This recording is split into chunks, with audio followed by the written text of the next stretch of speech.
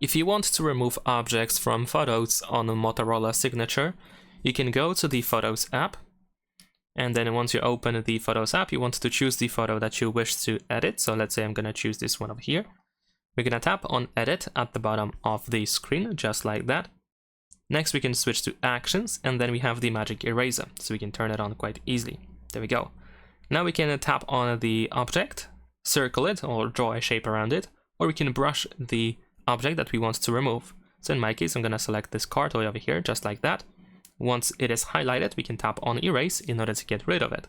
Sometimes when you try to erase something, there might be something left after the object, like for example some shadows, maybe some other stuff. So if that's the case, you can of course still select the area. So let's say this is like something that is left after the car toy, and then we can erase again until it is completely gone.